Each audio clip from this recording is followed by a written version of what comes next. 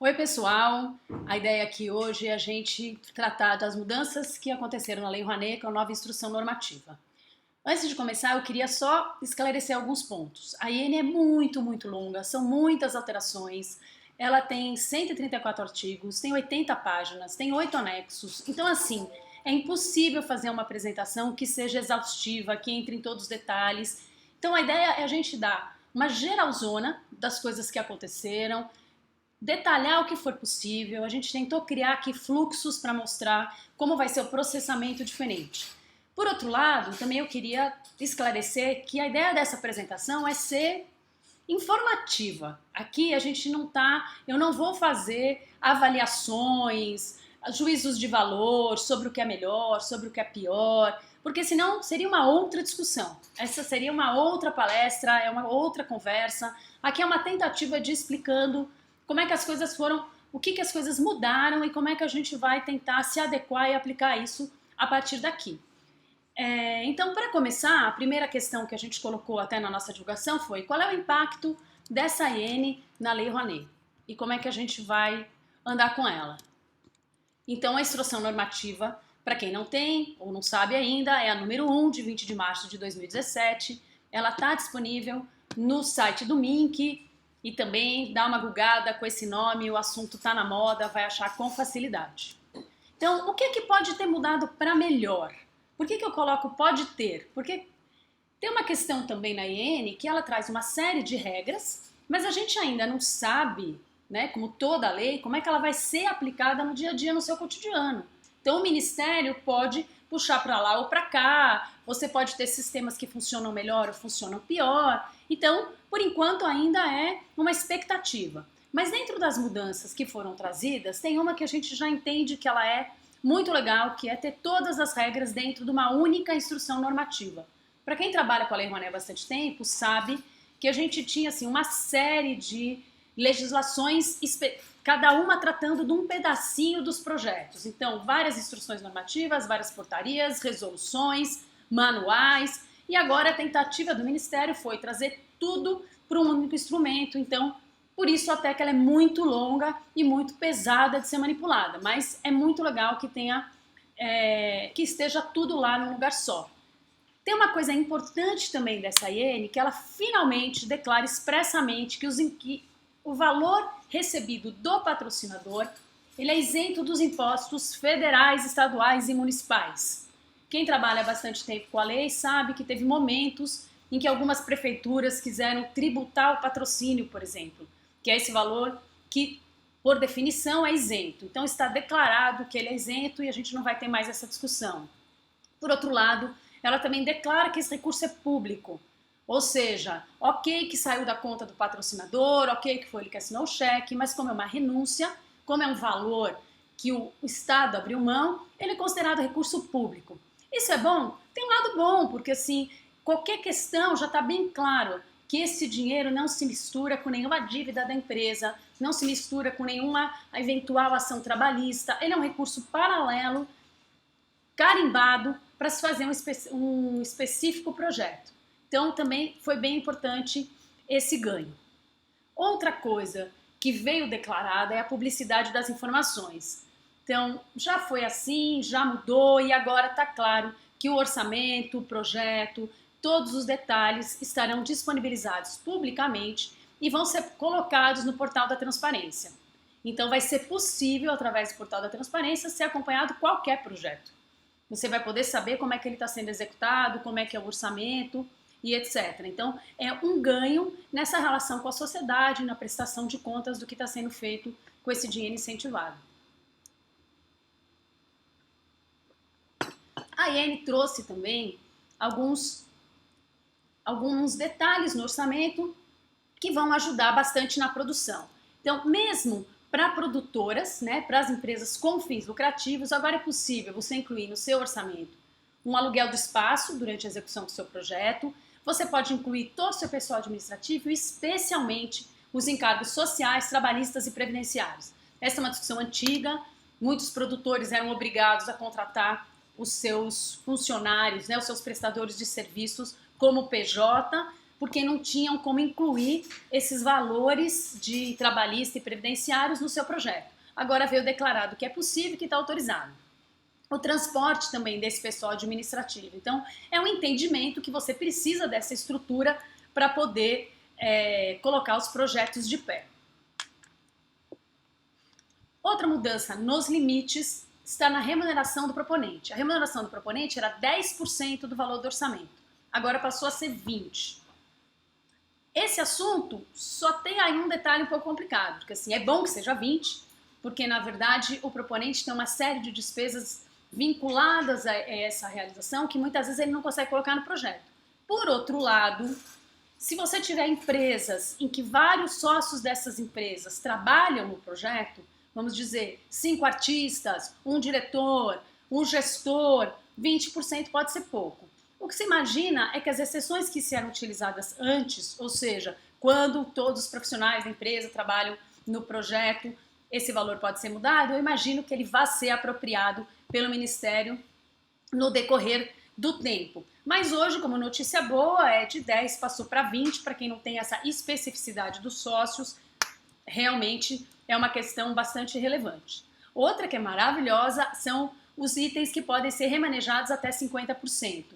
Para quem não é da área pode parecer muito, mas para quem trabalha bastante com produção cultural sabe que os custos mudam e dentro dos seus lotes de pré-produção ou de produção, você vai poder remanejar entre si os orçamentos até 50% do aprovado, sem precisar de uma nova aprovação ou de passar de novo pelo Ministério da Cultura. Então, é um ganho bastante importante. Por fim, essa é talvez a grande exceção, nunca foi possível reembolsar nenhuma despesa feita antes da aprovação do projeto e agora a elaboração do projeto ela pode ser reembolsada mesmo que ela tenha sido paga antes da aprovação do projeto em si até o valor de R$10.000.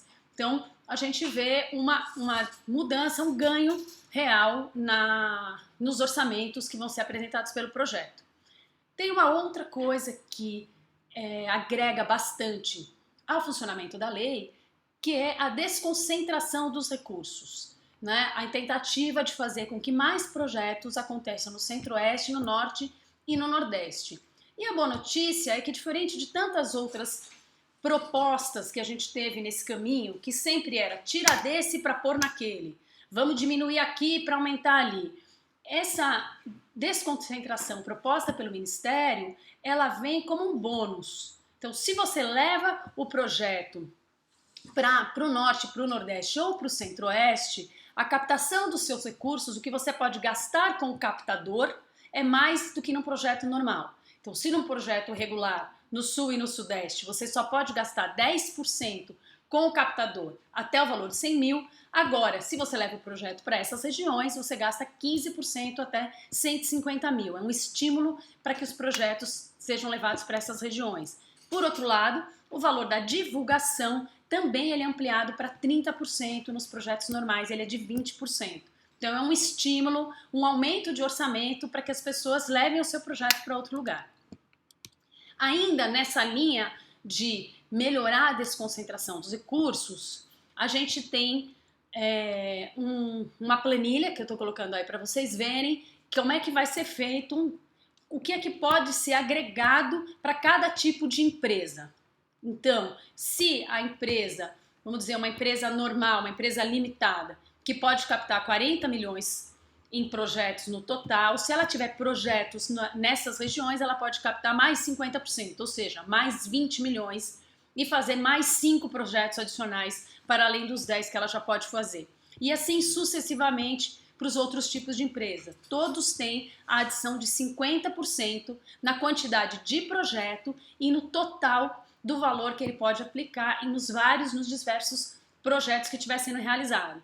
Então, novamente, como eu já falei, essa questão da descentralização, ela foi toda pensada como um bônus. Leve seu projeto integralmente realizado nessas regiões, faça um projeto separado, não é o seu projeto que vai dentro do mesmo projeto, que ele vai itinerando em vários lugares, é um projeto específico, realizado integralmente nessas 3 regiões, E aí tem esse bônus de quantidade de projetos, de limite de dinheiro que pode ser captado e também de itens orçamentários como captação e mídia. Então foi uma maneira inteligente que o Ministério encontrou para tocar esse assunto para frente, para tentar estimular essa circulação. Então eu entendo que é muito que esses itens que a gente colocou são um avanço no que a gente já tinha com a Lei Rouanet. Por outro lado, como já está sendo dito bastante nas matérias de jornal e etc., houve muita mudança no fluxo do projeto e na maneira e as coisas que podem ou não podem ser feitas. Então, a partir de agora, a gente vai tentar falar um pouco do o que é que tem de importante, quais são os pontos principais para os projetos novos que forem ser apresentados a partir de 10 de abril. O Ministério fechou o sistema para conseguir se adaptar às novas normas. As novas normas, elas pressupõem um sistema online inteligente que vai fazer parte do trabalho que caberia aos seres humanos. Então, realmente, eles têm que adequar todo esse sistema. A gente roga que esse sistema funcione, seja bom, porque de verdade ele vai conseguir acelerar todos os processos. Então, a ideia agora é tratar um pouco de quais são essas principais mudanças. Então, aqui foram criados limites específicos por projetos, tanto de quantidade quanto de valores por tipo de empresa. Então, se você é pessoa física ou microempreendedor individual, você pode ter 4 projetos com valor máximo de R$700 mil no total. Os demais empresários individuais podem ter 6 projetos e o total de projetos de 5 milhões. E as empresas produtoras regulares, sem incentivos, com fins lucrativos, elas podem ter até 10 projetos, um valor total de 40 milhões para captação, sendo 10 milhões por cada projeto no máximo. Então agora a gente tem um limite de orçamento por projeto. Então não é 40 milhões livres, eu não posso ter um projeto de 40 milhões, eu posso ter 4 de 10, ou, enfim, 5, 6, mas o máximo que eu posso ter num projeto são 10 milhões. Se forem projetos realizados em equipamento público, você aumenta um projeto no caso das MEIs, 2 projetos nas demais empresas individuais e 3 projetos na Irene, ou nas empresas limitadas, ou seja, ao invés de 10, você pode fazer 13 projetos, sendo que esses 3 adicionais necessariamente são realizados no espaço público. E, novamente, como eu já falei no item anterior, os projetos realizados na região Norte, Nordeste e Centro-Oeste, também eles aumentam o valor do que pode ser integralizado nos projetos. Então, no caso das empresas limitadas, ao invés de 40, só 40 milhões, os 40 milhões seriam só para outros projetos e projetos feitos nessas regiões. Eu tenho 20 milhões adicionais e tenho também 5 projetos adicionais. Aumenta a quantidade de projetos por região. Então, o limite de projetos agora tem essa lógica e a cada vez que o proponente bate num determinado teto de projetos, ele não pode mais apresentar outros projetos. As exceções aos limites, ou seja, quem não precisa respeitar o tal dos 10 milhões por projeto, os planos anuais ou bienais, porque na verdade as instituições que têm planos anuais ou bienais, elas apresentam um projeto, né, que incorporam todas as atividades do ano. Então, normalmente, nem todas, muitas têm até um plano anual num valor muito menor do que 10 milhões. Mas as grandes instituições precisam que o seu valor seja maior e elas estão nas exceções. Projetos que sejam de conservação, de restauro de imóveis, de monumentos, logradouros, que são projetos de patrimônio, de restauro, de reforma, que envolve realmente muito mais dinheiro. Então, tudo que está envolvendo patrimônio cultural. Aqui eles colocam outros acervos que sejam reconhecidos, que tenham o seu valor cultural reconhecido do MINC também, entre as exceções, os corpos estáveis e a implantação, construção de equipamentos culturais. Ou seja, na verdade, são sempre projetos que são robustos pela sua natureza e que assim tem que sê-lo. E por isso o limite de 10 milhões não é aplicado para esses casos. Hoje a gente já tem, e já há bastante tempo no Ministério, essa primeira fase de checagem do projeto chamada admissibilidade. Agora, a admissibilidade ela vai ficar bem mais séria, complexa e detalhada, como a gente vai ver a partir de agora. Então, tem algumas regras da admissibilidade que tem que ser pensada e acompanhada pelos produtores. Então, em primeiro lugar, essa é uma novidade que o proponente tem que ter uma experiência comprovada de 2 anos. A experiência comprovada ela já existia em outras leis de incentivo há bastante tempo, que você teria que ter 1 ano de existência, 2 anos de existência, depende da lei. A Rouanet nunca teve isso. Agora passou a ter. Agora é importante dizer que essa experiência ela pode ser da empresa, mas ela pode ser também dos seus dirigentes. Então o dirigente empresta a sua experiência àquele proponente para que ele possa seguir com o seu projeto. Ah, mas e se eu nunca fiz nada? Então a lei eu tenho que ter 2 anos. Se eu não tenho 2 anos eu não posso fazer. Como é que eu faço? Então existe ali a possibilidade do primeiro projeto. No primeiro projeto você não tem currículo, você pode apresentar um projeto no valor máximo de R$200 mil. Fez o projeto, executou, rolou, prestou contas, deu certo, pronto, você entra no mecanismo normal da lei. A ideia é que você tente evitar que pessoas que não têm conhecimento de como usa a legislação, que não sabem nada de gestão, que nunca fizeram projetos, entrem e acabem se atropelando com um valor muito alto de captação. Importante também entender que essa experiência é uma experiência comprovada na área artística, não uma experiência comprovada com o uso de lei de incentivo. Tem uma coisa super importante e que vem aqui para atender os órgãos de controle, para evitar uma série de problemas que existiram e para evitar que as pessoas tentem começar a burlar as regras que estão sendo colocadas. Então, assim, o que é mesmo a empresa do ponto de vista do Ministério para que ele faça os cálculos dos 10 projetos ou para que ele faça os cálculos dos 40 milhões? Então, mesmo os dirigentes em diversas empresas, essas empresas são consideradas como se fossem do mesmo grupo, como se fossem a mesma empresa. Então, é importante, não adianta abrir várias produtoras. Se os dirigentes são os mesmos, ela é considerada uma empresa só. Ah, eu não posso apresentar projeto? Pode, mas quando chegar nos 10 projetos, você não vai poder apresentar mais na soma dessas empresas. Tem uma questão aí também que fica, que vale para as instituições, né? Porque vale para as empresas, mas vale também para as instituições sem fins lucrativos. E você tem algumas instituições que têm dirigentes que são os mesmos. Então, também alguma solução vai ter que ser dada, ou essas instituições também, somadas, só poderão apresentar 10 projetos. Tem uma questão polêmica, que é o valor por beneficiário do produto cultural em R$250, que é o que a gente chama de custo-benefício. Então, a ideia é que o valor total de um projeto, dividido pelo número de pessoas atendidas, não pode dar mais que R$250. Esse assunto é muito polêmico, porque especialmente os projetos mais experimentais ou os projetos de produtores independentes menores, ou seja, os projetos menores, muitas vezes não conseguem atender a esse valor. Quando são realizados em teatros pequenos ou quando são projetos experimentais que são feitos com uma quantidade pequena de público ou em espaços alternativos. Então, essa previsão acaba empurrando para que você beneficie projetos que têm muito público.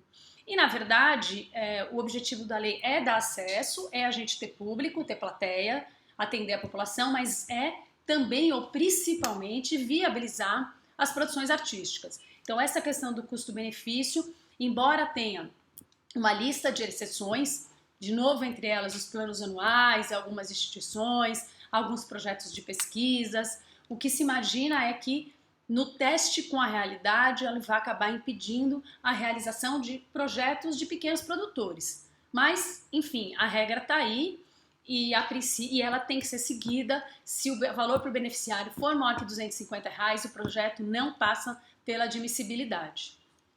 A estrutura do orçamento ela ficou diferente. Os cálculos agora são diferentes do que sempre foram antes.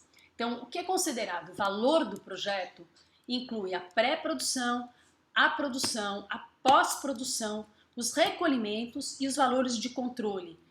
Porque, a partir de agora, projetos com valor superior a 5 milhões terá que ter auditoria obrigatória, auditoria independente. Então, que seria, a princípio, esse item de controle.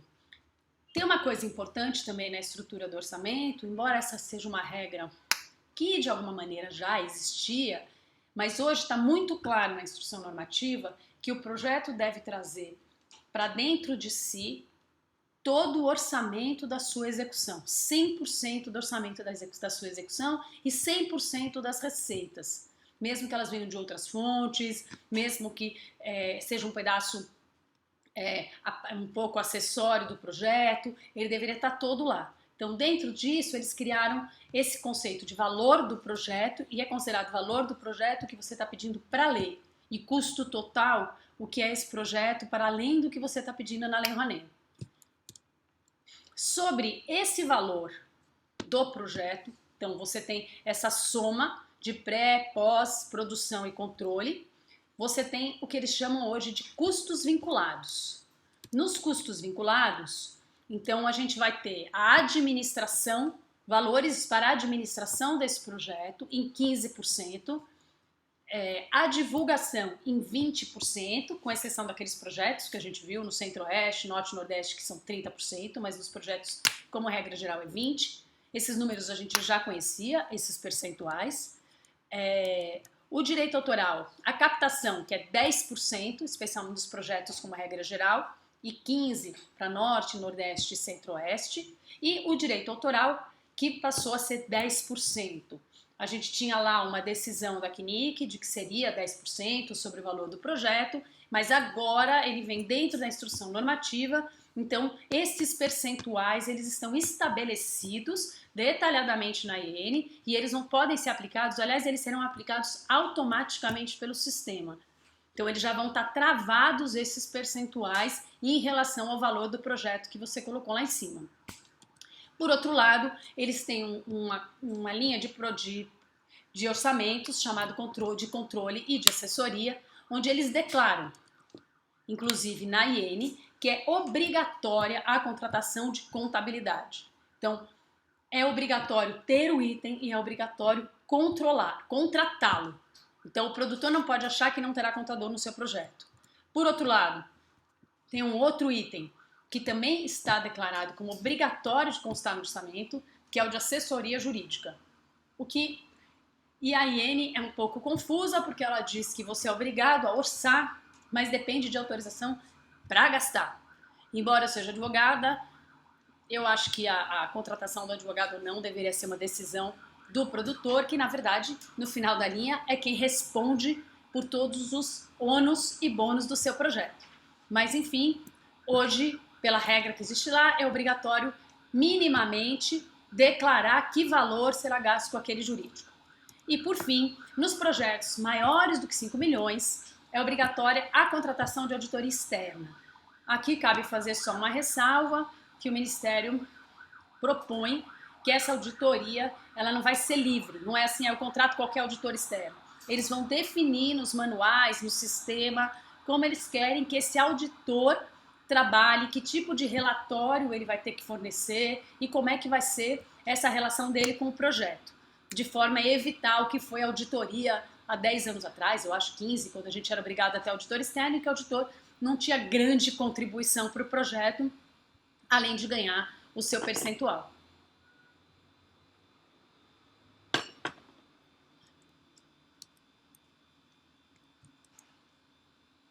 Bom, dentro da bilheteria, né, dos projetos, a gente tem que dizer o que vai fazer com o produto final. Então, se esse produto final for comercializado, né, se eu tenho uma bilheteria para esses produtos, obrigatoriamente eu tenho que dar 10% de distribuição gratuita à população. Né? Esse item já existia, mas agora ele vem todo mais detalhado de como é feita essa conta. Eu tenho também que dar, eu posso, né, não tenho, mas podemos dar 10% dessa alotação para os patrocinadores, e os patrocinadores devem usar esses convites gratuitamente. 10% vai ser feito, pode ser utilizado pelo próprio proponente e ele usa esses 10% de forma promocional, né? Manda para assessoria de imprensa, formadores de opinião, enfim, para os projetos dele de comunicação, ele usa os 10% como ele achar que deve. 20% necessariamente tem que ser vendido pelo máximo valor do Vale Cultura, que hoje é R$50. Então, com isso, se a gente olhar, já foi 50% da nossa bilheteria ou da nossa receita, porque pode ser a venda de um livro, pode ser a venda de um DVD. Então, 50% da receita, ela já está travada com esse tipo de comercialização. A partir daí, os outros 50% que sobraram, eles podem ser comercializados por um preço médio de no máximo R$150. Então, num teatro, você vai ter vários setores, você vai colocar o preço nos setores de cima a baixo, o preço médio desses 50% tem que ser R$150. É importante também dizer que nessa IN vem muito claro que esses 10% de acesso democrático da população, ele vai ter que ser distribuído em todos os setores do teatro. Então você não pode pegar um setor menos nobre para distribuição democrática e o mais nobre para os seus convidados ou mesmo para comercialização. Ele tem que ser proporcionalizado em todos os setores que for disponibilizado no teatro. Então, se a gente pensar o limite máximo do valor do projeto é de 10 milhões e a bilheteria ela tem preço médio máximo de 150 para 50% da sua receita, aqui a gente amarra o projeto dos dois lados quanto à sua possibilidade de geração de recurso. Em algumas situações pode parecer importante e necessário para os órgãos de controle, em outras situações o que se percebe é que a conta talvez não feche ou que não tem um estímulo para que os produtores continuem investindo e possam eventualmente tocar seus projetos sem a Lei Rouanet. E principalmente tem um item que em nenhum momento, em nenhuma das previsões da AN considera que os projetos, na sua maioria, não captam 100% do seu orçamento. Então, tanto a sua bilheteria quanto outros apoios de outras empresas são importantes para compor um orçamento, para ser possível viabilizar o custeio. E as regras todas consideram um pouco que você conseguiu captar 100% e pagou toda a sua estrutura e que a venda do bem resultante é apenas um ganho a mais. No caso da democratização, do 10% que tem que distribuir gratuitamente à população, também a gente tem algumas obrigações adicionais. Não basta dar os ingressos. Então hoje você teria que dar para ONGs, para instituições sem fins lucrativos que atendam camadas da sociedade que sejam menos assistidas, então também não é qualquer tipo de organização, Se você disser, vou dar para uma organização da sociedade civil que atende artistas, não, tem que ser uma organização que atende camadas menos assistidas. O Ministério diz que vai criar um sistema chamado CadÚnico, onde você cadastra os projetos e a população também se cadastra, não sei qual vai ser o critério de cadastro da população, mas você disponibiliza os 10% dos seus ingressos nesse CadÚnico e aí essa distribuição é feita. Eu acho bastante bacana esse tipo de distribuição, porque daí ela realmente vai ser mais democrática, as pessoas podem acessar, está aberto, está online e facilita também a vida do proponente, que não tem que ficar se preocupando ou caçando quem é que vai ficar com aqueles ingressos. Ele deposita, ela disponibiliza nesse site e aí essa distribuição é feita e é feita já sob a supervisão do Ministério da Cultura, sem a gente precisar se preocupar demais com a prestação de contas sobre isso. Existe uma exceção para distribuição direta, ou seja, o proponente pode propor, não, eu quero distribuir diretamente, mas ele tem que explicar por quê e vai ter que comprovar que entregou. Tem que ter uma declaração assinada deste público que ele propôs que estaria recebendo esses ingressos. Então, não é muito simples propor de fazer diretamente. Fazer através de uma organização é mais fácil e quando finalmente a gente tiver o CadÚnico, melhor ainda. Bom, afora essa democratização dos ingressos e a maneira como eu estou dizendo que a gente tem que fazer o ajuste dos valores e a distribuição do produto final, é importante ressaltar aqui que todas aquelas medidas que a gente conhecia de distribuição democrática, elas continuam valendo, elas têm que ser feitas, elas estão lá na IN, em que a gente escolhe, tem aquele a distribuição democrática, em que a gente escolhe 2 tipos de distribuição obrigatória, então pode ser, eu vou dar 20%, de ingressos ao invés de 10, ou eu vou ter estagiários, ou eu vou trazer estudantes, crianças de regiões menos assistidas para assistir o espetáculo. Então tem uma série de medidas outras que tem que ser feitas e escolhidas. Tem um acréscimo interessante que é a possibilidade das bolsas de estudo e etc., quando a gente tem estagiário dentro da produção, serem dadas não apenas para as escolas públicas, mas também para privadas, o que facilita na medida em que hoje a gente tem muito mais estudantes de escola privada do que pública para serem agregados dentro da produção, e é muito bacana poder formar esses profissionais. Enfim, eu não trouxe a lista aqui, porque os assuntos são tantos, e essa lista democrática não é exatamente uma novidade, já está no dia a dia da produção, as pessoas já mais ou menos sabem qual vão adotar no seu projeto, então só estou chamando a atenção que ela continua existindo, a gente continua tendo que dar conta dela.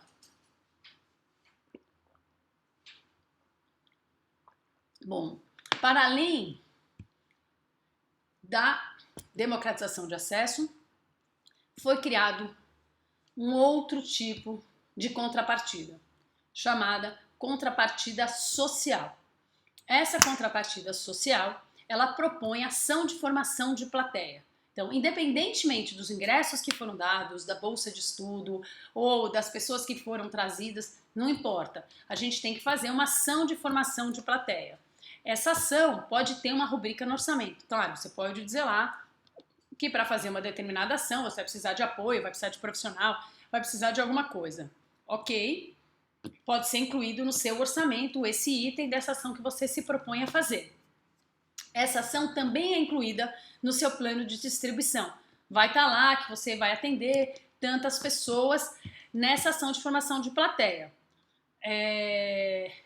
O que é essa ação de formação de plateia no final das contas? Então você tem que trazer pessoas, dar a ela algum tipo de formação antes do espetáculo ou depois do espetáculo, uma conversa com os atores, ou existe também uma previsão de que você teria que dar talvez uma palestra, uma fala da importância da arte na vida das pessoas, na transformação da sociedade através da arte. Enfim, é uma ação de formação específica para trazer mais plateia, e é importante, é obrigatório que seja feita essa contrapartida de formação de plateia para 10% do total do produto cultural. Então, como é que fica essa conta? E você tem que atender pelo menos 20 pessoas e no máximo 1.000. O máximo é assim, ok, se você tem 1 milhão de espectadores, no seu projeto, eu aceito que você tenha só 1.000 pessoas na formação de plateia. E aí, 50% dessas contrapartidas sociais têm que ser dedicadas para estudantes e professores da escola pública. Então, vamos lá, você precisa ter 10%, fazer a conta, quanto é o meu produto, aí 10% desse produto é que você vai ter que ter de quantidade de pessoas para essa contrapartida, e a partir daí, chegando no total, 50% desse total tem que ser de estudantes ou professores de escola pública. Então, para ter um exemplo assim básico, porque é um pouco confuso, imagine um espetáculo que tenha 600 pessoas, 3 dias de 200 lugares cada um. Então, você tem 600 pessoas no total. Você tem que fazer uma ação de formação de plateia para 60 pessoas. Dessas 60, 30 tem que ser estudantes da escola pública ou professores da escola pública. Então, essa é uma novidade grande que foi acrescentada aos projetos. Ela pode ser um pouco mais simples para as instituições culturais, para planos anuais, porque tem uma estrutura mais robusta, inclusive de um departamento educativo, mas era uma questão um pouco mais delicada para as pequenas produções, para os espetáculos, para os produtores independentes, que para além de todos da contabilidade, dos limites do orçamento, dos limites de bilheteria, de valores, da distribuição democrática, agora também tem que pensar em como é que vão ser feitas as ações de formação de plateia. É fato que muitos projetos já fazem formação de plateia, mas o que acontece aliás, a própria realização do projeto já é formação de plateia. Você está lá, está acontecendo, é acessível de alguma maneira, mas assim, foi acrescentado esse item, ele tem que ser considerado no projeto, no orçamento e no planejamento desse projeto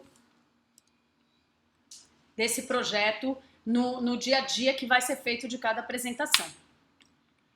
Tem uma outra grande novidade na Iene, que tem a ver com os órgãos de controle, com a pressão da sociedade e, enfim, de todo esse embate que a gente tem assistido por conta de alguns poucos produtores que não nos representam, mas que, na verdade, aparecem na mídia e trouxeram uma série de questões. Então, o que se concluiu é que era importante ter um controle social, tanto para que fique claro que o produtor está atendendo aos requisitos da lei, está fazendo tudo o que foi proposto em termos de distribuição democrática, quanto dando à população essa percepção, olha, eu só estou vindo nesse lugar porque ele tem Rouanet, as coisas só estão andando porque realmente ele tem um incentivo fiscal.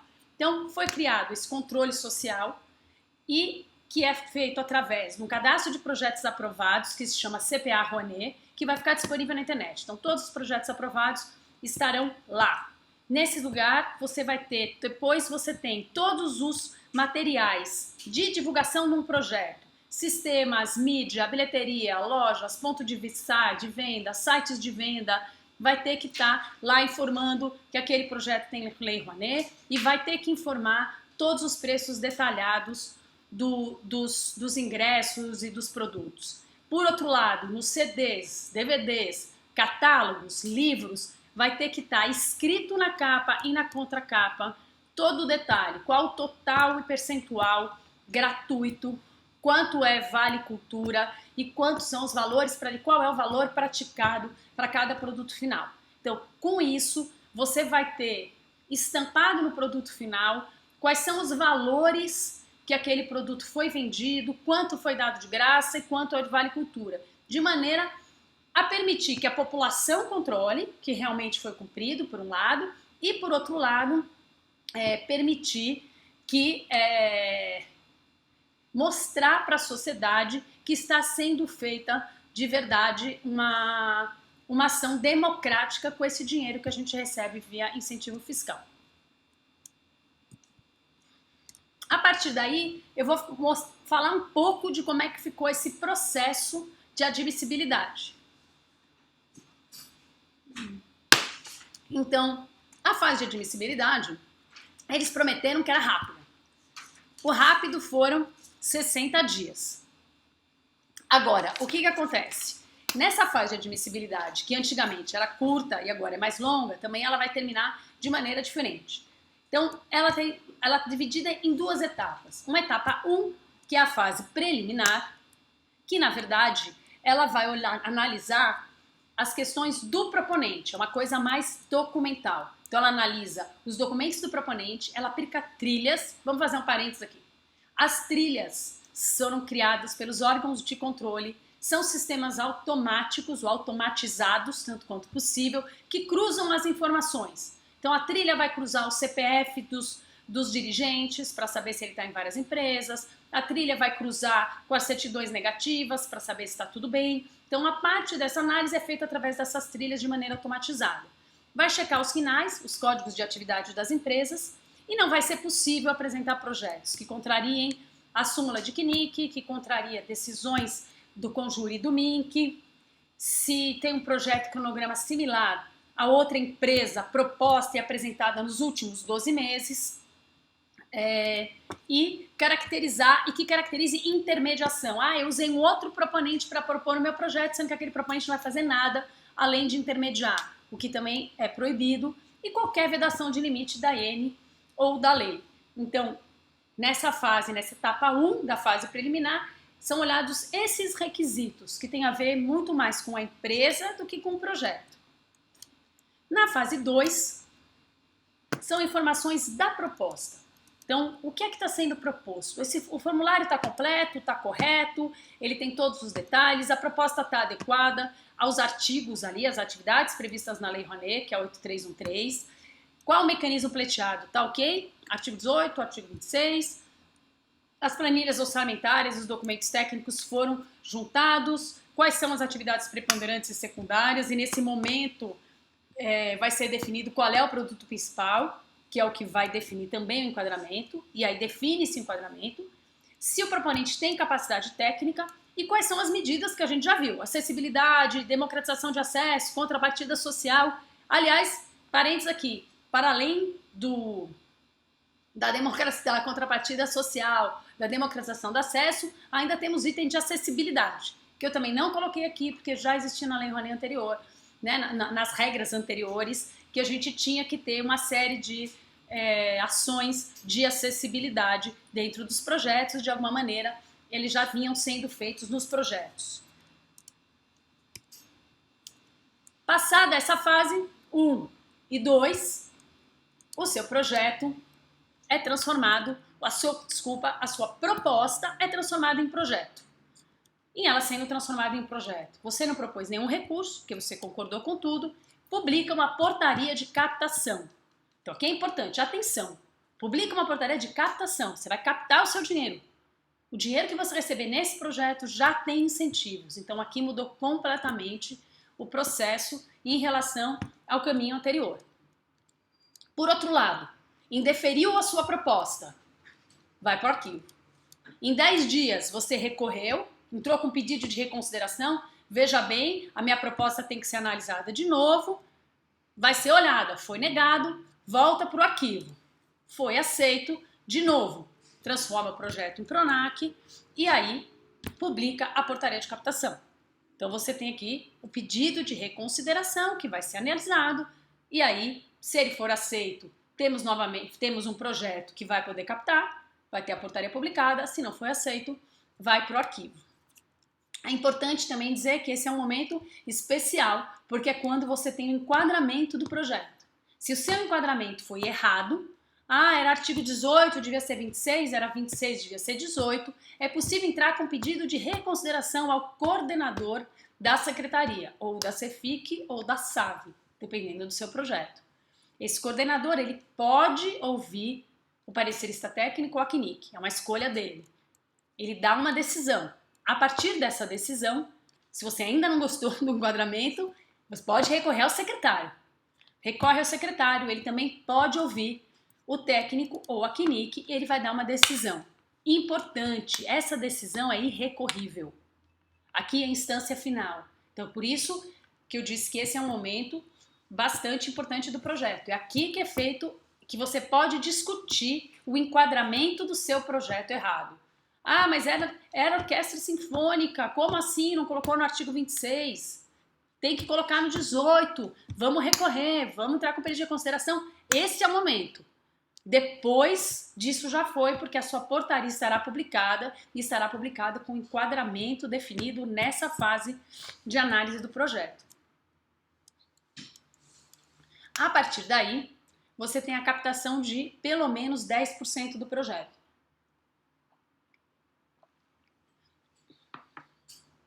Com a captação de 10% do projeto, que pode ser demonstrada também através de um contrato de patrocínio, é permitido que se faça uma adequação do projeto. Isso é uma coisa interessante, que é assim, essa adequação do projeto, a ideia é, você teve a sua portaria de captação aprovada, publicada, e aí demorou um ano para captar, o que não é difícil, 1 ano e meio. Quando você capta o seu patrocinador, você percebe que seu projeto precisa de adequações. Aquele teatro em São Paulo não está mais disponível, aquele museu no Rio já não tem mais a data, um museu pegou fogo, né? Se fosse o Museu da Língua Portuguesa, você precisa adequar esse projeto. Então você pode fazer essa adequação em 10 dias após a captação dos 10%, e esses 10 dias são improrrogáveis, isso é importante. E nessa adequação do projeto, você pode pedir alterações de lugar, você pode pedir remanejamento de despesas, então pode apresentar um orçamento mais conectado com a realidade. Agora, você não pode mudar o objeto, não pode mudar o enquadramento e não pode aumentar o total. Se o seu projeto é de 500 mil, você pode remanejar internamente, mas você não pode transformar num projeto de 600. Mas é um momento importante em que você pode readequar seu projeto e seguir para análise com ele mais adequado à realidade. Então, adequando ou não o projeto, vai para o parecer técnico e esse parecer tem que ser para uma das entidades vinculadas, que a gente já conhece, como era no processo anterior, e ele tem 30 dias para dar esse parecer. A partir daí, ele entra numa reunião da Comissão Nacional do Incentivo à Cultura, então a CNIC, onde tem os representantes da sociedade civil, que vão analisar seu projeto e, se tudo der certo, aprová-lo. Uma vez aprovado esse projeto, você teria que captar pelo menos 20% do valor, então você já captou 10, ou mais do que 10, porque você precisa ter pelo menos 10 para seguir para essa análise, mas enfim, quando você tiver 20 do total, você pode começar a movimentar a conta e essa movimentação vai ser feita através de créditos no cartão do Banco do Brasil. Então agora toda a movimentação é através de créditos no cartão. Então quando a sua conta é liberada, o valor que é liberado ele é creditado no seu cartão e aí sim você começa a operar esse projeto. Se a CNIC não aprovar o seu projeto, cabe um pedido de reconsideração. Desse pedido de reconsideração, você tem uma decisão. Digamos que o pedido de reconsideração seja aceito. Ótimo, foi aprovado, 20% movimenta a conta. Mas a CNIC pode não ter aprovado, a gente ter reconsiderado, pedido a reconsideração e a CNIC dizer novamente, não está aprovado. Se isso acontecer, no caso de indeferimento, é possível recorrer ao ministro da Cultura. O ministro da Cultura pode então aprovar e voltamos ao começo, 20% para poder movimentar a conta. Ou o ministro pode manter o indeferimento. E aqui é o momento tenso desse novo processamento dos projetos. Se o ministro mantiver o indeferimento, o dinheiro que eventualmente tiver sido depositado nesse projeto, ele vai ser transferido para outro projeto do mesmo proponente. Veja, o proponente tem que ter outro projeto que possa receber e que o patrocinador queira transferir.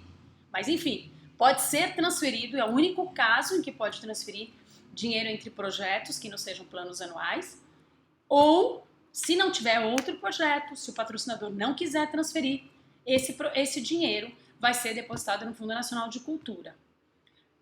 Então aqui esse momento, esse novo processamento, aqui é o grande tendão de Aquiles dele, porque na verdade o projeto já foi aprovado lá atrás, na fase de admissibilidade, recebeu uma portaria de captação, essa captação foi feita e quando chega neste momento, se tiver um indeferimento da CNIC, o projeto não vai poder ser executado com o dinheiro que captou.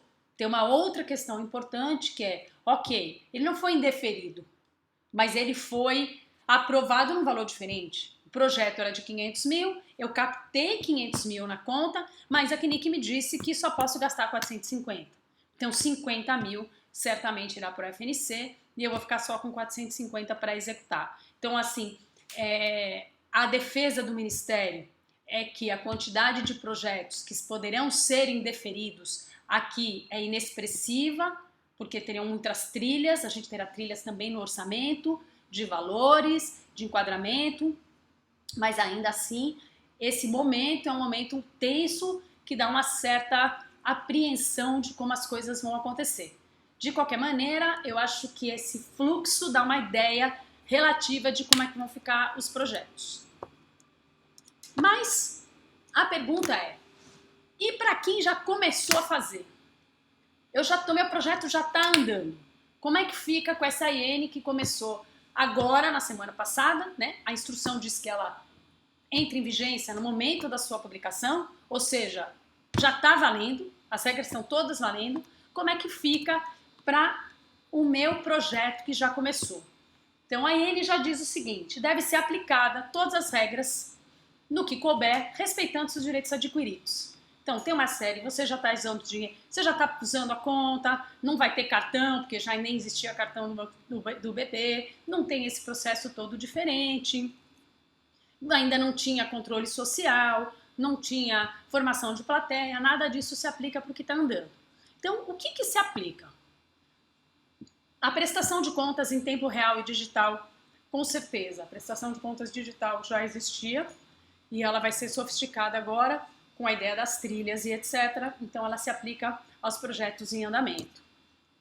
A conta, se você ainda não captou, então o seu projeto está lá, aprovado, mas ainda não teve captação. Se a captação acontecer daqui a 2, 3 meses, certamente o processamento com cartão de crédito vinculado já vai ser aplicado ao seu projeto. Fim do uso do cheque. O cheque está proibido para todo mundo, está proibido nos novos projetos. Você só pode fazer transferência eletrônica, saques de até R$1.000 e o uso do cartão. Então, não use cheque, mesmo nos projetos que estão em curso. A partir de agora, evite. Ah, essa é boa. Podemos remanejar rubricas até 50% do valor. Então, essa vale para todo mundo. Então, tudo bem, seu projeto está andando, a IN diz que pode remanejar 50, pode remanejar 50. Pode ser que vai resolver aí um monte de problema de gente que estourou as suas rubricas. Regras da vantagem indevida, que a gente vai ver daqui a pouco, tem que ser trazidas para dentro do projeto, tá? Aprovação das logomarcas das peças produzidas pelo patrocinador. Então, hoje, qualquer peça produzida pelo patrocinador, mesmo que com outro dinheiro, precisam ser aprovadas. Então, é importante que isso seja feito também para os projetos que já estão em curso.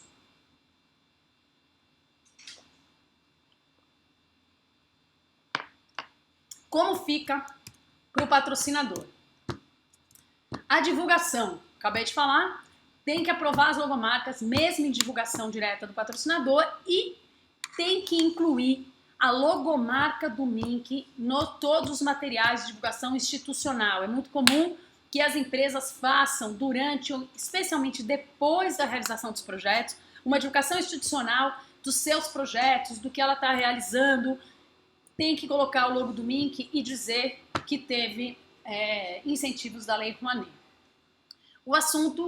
Outro assunto tenso são as vantagens indevidas. Então, as vantagens indevidas, elas sempre estiveram no ar, mas sempre com uma discussão. O que é indevido, o que não é indevido, como é que as coisas andam. Então, agora veio declarado na instrução normativa que benefícios especiais para funcionários, para VIPs ou para convidados do patrocinador é uma vantagem indevida, não deve ser feita. Apresentação fechada para convidados não deve ser realizada. Veicular nome e imagem do patrocinador em peças não aprovadas pelo Mink relacionadas ao projeto também não devem ser feitas. Por isso que todas as peças têm que ser aprovadas, mesmo as que forem pagas só pelo patrocinador. Fornecer produtos ou serviços, né? Não deve ser feito. E aí aqui a gente tem uma questão que é, bom, mas se o meu patrocinador for a Eletropaulo, eu não posso pagar a conta de luz, já que eu não posso pagar o serviço? Ou, se meu patrocinador for a TAM, que vai me dar metade das passagens, a outra metade eu não posso comprar da TAM, então tem a coisa ainda um pouco discutível. E tem o pedaço que é mais tenso, de que todas essas decisões são extensivas, todos esses limites são extensivos ao proponente, ao fornecedor e a qualquer terceiro. Então, o que isso significa?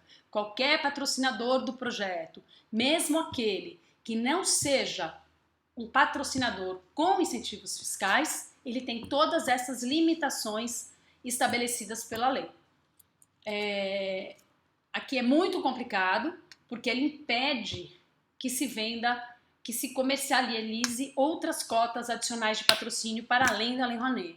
Então, a empresa que colocar R$500 mil, R$200 mil via Lei Rouanet, se eu preciso captar 400, me faltam 200, e esse patrocinador que não tem incentivo fiscal, que vai colocar sua verba de marketing para ser meu patrocinador adicional, ele não pode fazer ativação, ele não pode ter ingressos adicionais, ele não pode criar uma campanha, ele não pode fazer nenhum tipo de ação de comunicação diferente, mesmo não usando incentivos fiscais. Fica um pouco complicado o produtor conseguir esse dinheiro, porque o patrocinador não vai ter nenhum interesse.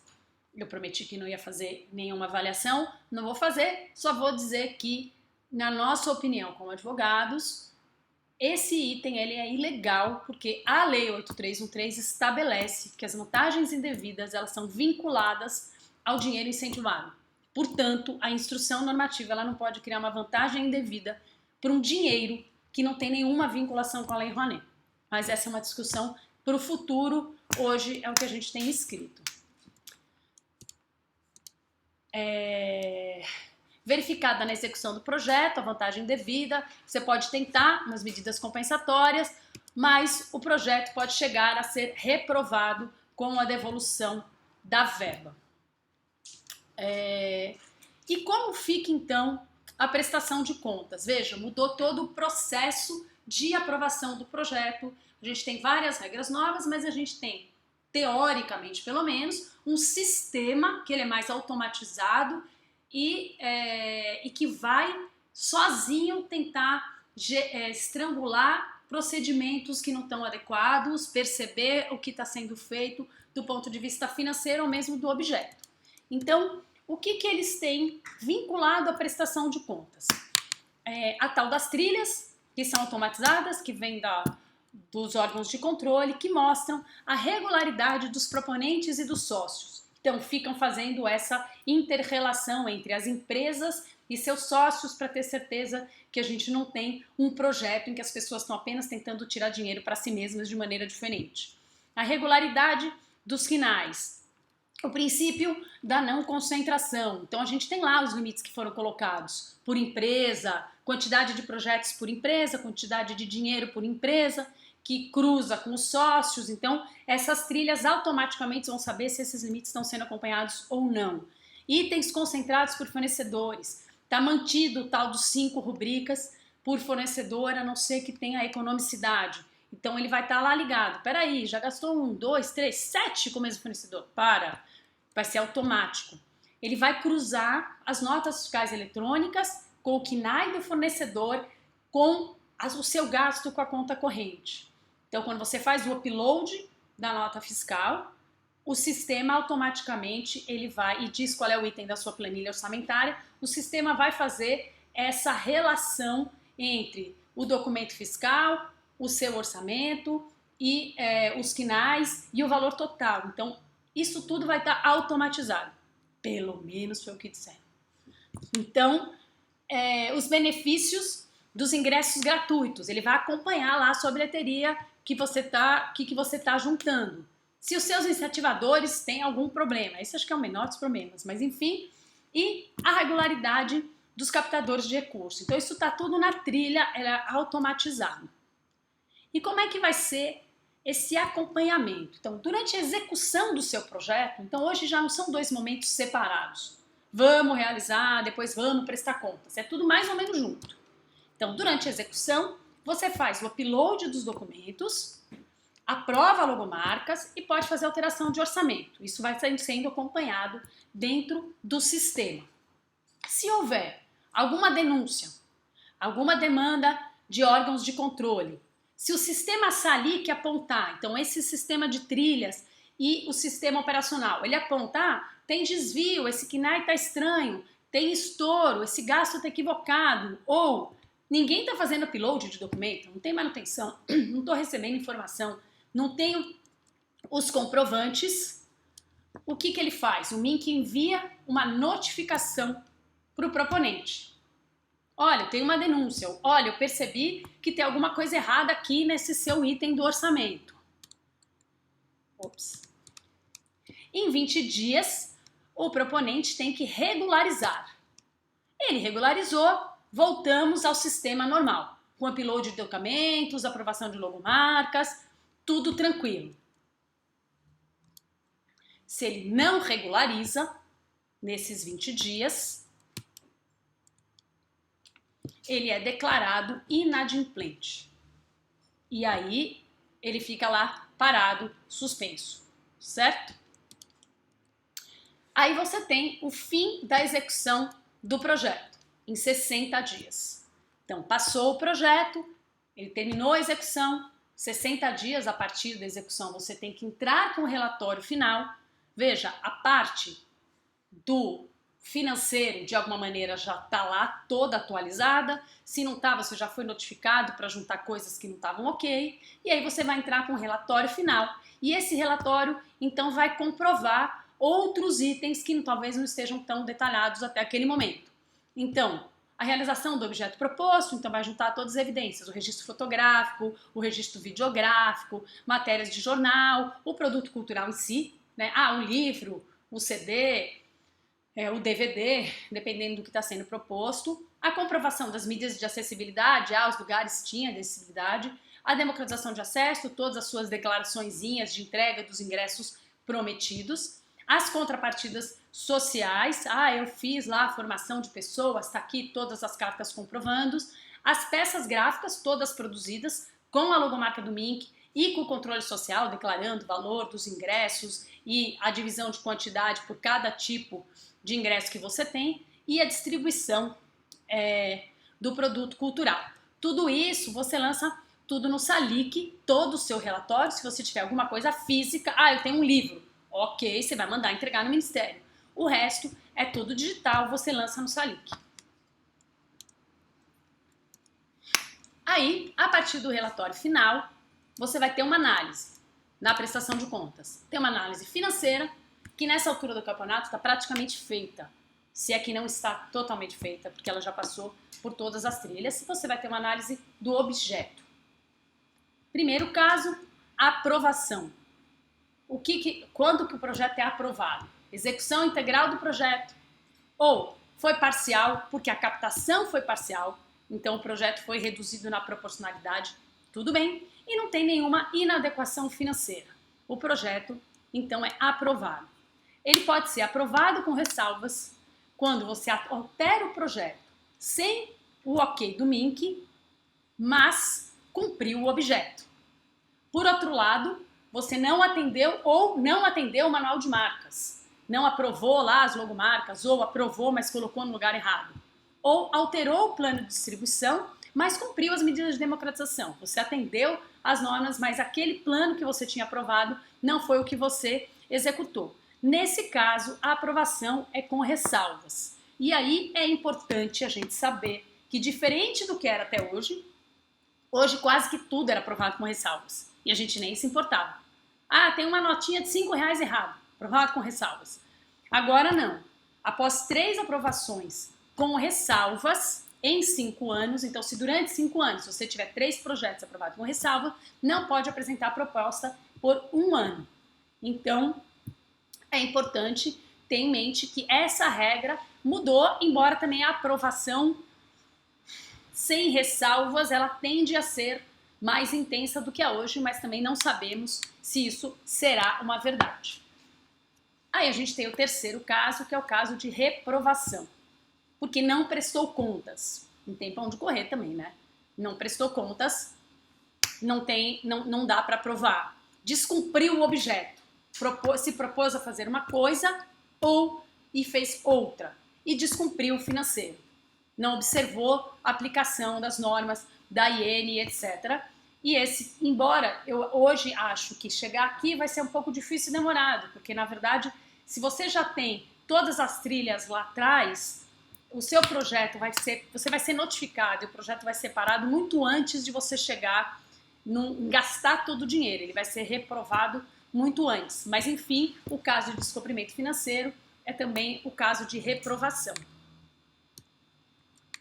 No caso de reprovação, os recursos têm que ser devolvidos com correção monetária e juros, a correção monetária da Selic, então o dinheiro aumenta assustadoramente com o tempo, não é uma correção monetária simples, e também você tem a inadimplência daquele proponente. Vai bloquear a conta do projeto, não vai poder prorrogar nenhum prazo dos projetos de captação e execução, não pode apresentar novas propostas e também não vai poder publicar a autorização de outros projetos. Então, no caso de reprovação, aquele proponente fica fora desse sistema. Existe uma novidade que chama-se inabilitação por reprovação cautelar, que pode ser feita em qualquer momento da tramitação. Então, a ideia é que o Mink, agora que ele vai ter mais controle né, ou pelo menos parece que vai ter mais controle da execução do projeto, ele vai poder, a qualquer momento, de forma cautelar, suspender os projetos ativos. Vi que um projeto desse proponente está com problema, suspende tudo e vamos ver o que está acontecendo. Pode bloquear as contas desses projetos para que ninguém possa pegar esse dinheiro. Não pode realizar novas captações, então o dinheiro não vai poder entrar na conta até ser resolvido ou não. Não serão prorrogados os prazos nem de captação, nem de execução. Não pode apresentar novas propostas. As propostas que já estão encaminhadas, elas serão canceladas e os projetos sem captação serão arquivados. E também não será possível receber dinheiro de outros mecanismos. Que outros mecanismos? Fundo Nacional de Cultura, outros incentivos federais e provavelmente a gente vai ter, a partir de agora, um cruzamento entre os incentivos de todas as leis. Essas trilhas, elas têm feito esse cruzamento com projetos aprovados em leis estaduais e leis municipais. Então, essa inabilitação cautelar, ela tem como objetivo tentar evitar que os problemas financeiros ou os problemas do projeto só sejam averiguados pelo Ministério, que sejam ou tragam sanções ao final do processamento do projeto. Ela permite que o Ministério se adiante e pare. Inclusive, pare e faça, e esse proponente pode eventualmente conseguir resolver a sua vida e seguir, né? Não sabemos. É importante também evidenciar que a IN traz uma novidade, que em alguns casos de problemas no projeto que forem verificados ainda durante a sua execução, teve um problema de democratização de acesso, teve um problema de distribuição, teve um problema, essas coisas não tão de divulgação, de exposição de marca, se ela for percebida ainda durante a execução, é possível que se apresente algumas medidas compensatórias, né? O proponente propõe uma medida compensatória e se o Ministério aceitar, você faz essa medida compensatória e seu projeto vai ser aprovado no final. Então, se realmente esse acompanhamento em tempo real da prestação de contas acontecer da maneira fluida, como está sendo proposta, ele pode ajudar que os projetos cheguem ao final mais redondos, que eles cheguem ao final com menos problemas, que seja possível que o proponente vá também acertando eventuais questões que ele tenha no meio do caminho, né? Todo mundo tem dúvida, todo mundo em algum momento paga alguém errado, recebe uma nota errada, faz um depósito errado. O problema é que hoje, quando a gente descobre, já se passaram 10 anos, 15 anos, né? Ninguém nem sabe mais o que aconteceu naquele dia. Então a ideia é que esses equívocos eles poderão ser acompanhados e eventualmente corrigidos no seu processo. E em algum deles poderão, se não puderem ser corrigidos, eles poderão ser minimizados com essas medidas compensatórias. Então, esse também é um avanço da IN, uma tentativa de dar uma outra orientação para as prestações de contas. Eu acho que foi bem longo, eu falei muito, estava tão séria, não fiz nenhuma piada. E aí, tem aqui uma pergunta que acho que me deram aqui para responder. Se a empresa for do Sudeste, pode realizar proposta nas regiões? Pode. O que considera desconcentração no Norte, Nordeste e Centro-Oeste é o projeto ser integralmente realizado lá, mas o CNPJ pode ser de qualquer lugar. Então a empresa pode ser de São Paulo e realizar um projeto em Belém do Pará. Tá valendo. Agora, o que não tá valendo é você pegar um projeto e colocar dentro dele a circulação pelo país. Tem que ser um projeto específico, 100% realizado nessas regiões que o ministro quer ver a desconcentração. Planos anuais seguem as mesmas etapas e regras? Não, eles não seguem. O que acontece com os planos anuais é que eles terão um outro processamento. Então, estou tentando voltar aqui, mas está difícil.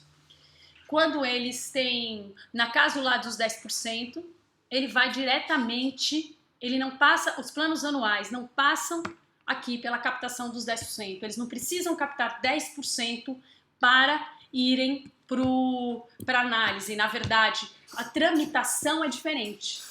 Ele segue transportando, ele segue, sumiu aqui, ele segue diretamente com o projeto, como se ele tivesse sendo realizado nos moldes antigos. Ele não tem mais, ele não para, obrigada, ele não para nesse percentual dos 10%. Ele segue normalmente os planos anuais. Não só os planos anuais, os planos de patrimônio, também os planos de acervo, eles continuam pelo track direto, saem da admissibilidade, vão para o parecerista, entram na CNIC e saem aprovados no final, e não nesse momento que a gente tem aqui na transformação, quando transforma em PRONAC, publica a portaria. Nesses projetos de publicação vai ser feita lá no final, depois da análise da CNIC. Podemos captar 10% restante só após a aprovação do projeto? Pode, inclusive tem uma outra hipótese de exceção, que é a do contrato. Você pode captar 10% ou você pode ter um contrato de patrocínio só. Não precisa entrar o dinheiro. Se você tiver o contrato de patrocínio de pelo menos 10%, esse projeto ele já segue para ser analisado pelo parecer técnico e pela CNIC. Como acompanhar a CNAE dos fornecedores? Vai ter que consultar o CNPJ de alta toda vez? Bom, a gente já consulta hoje, né? Tem o que fazer. Você vai pagar advogado? Olha lá, CNAE de... Tem um que todo mundo, que eu recebo vários que eu adoro, que é impressor de papel. Não sei nem se existe essa atividade profissional, mas tem várias empresas que têm esse CNAE. Impressão de papel. Não serve. Você vai ter que ter CNAE de advogado para assessoria jurídica, CNAE de técnico de som para assistente técnico de som. Mas isso já era no passado, vai continuar hoje, com a diferença que você tem as trilhas que farão isso de maneira mais automática, mais acelerada e automatizada no sistema. Bom, pessoal, é isso. Eu espero ter ajudado, ter esclarecido. Tem várias coisas que ficaram fora. Tem aqui uma pergunta, vou responder. Tem sim uma questão complicada na IN de família, que diz que família não pode trabalhar junta no projeto, com exceção de grupos artísticos. E essa definição do que é grupo artístico não está muito clara, mas eu acho que a gente tem que esperar, também 10 de abril, abrir esse sistema, interagir com o sistema, interagir com os técnicos do Ministério, para a gente saber todas as novidades, como é que elas vão ser aplicadas no dia a dia. De novo, se esse sistema funcionar, depois que a gente aprender, que vai demorar um pouco, eu acho que ele vai trazer agilidade, espero, porque a proposta toda é essa, usar tecnologia para ajudar nesse sistema e para fazer com que todos os processamentos sejam mais rápidos. E a gente tentou aqui trazer o máximo de informação. Eu peço desculpas se foi muito pesado, mas eu tentei colocar o máximo possível dentro das perguntas que as pessoas têm me feito e tentar colocar, especialmente os clientes da Olivieri, um pouco na mesma página, para daí a gente agora começar a individualmente tirar as dúvidas e trazer para o caso a caso. A ideia era dar uma geral de entendimento de como é que as coisas iam fazer. Espero que tenha sido esclarecedor, que não tenha sido tão maçante e até a próxima. Fui!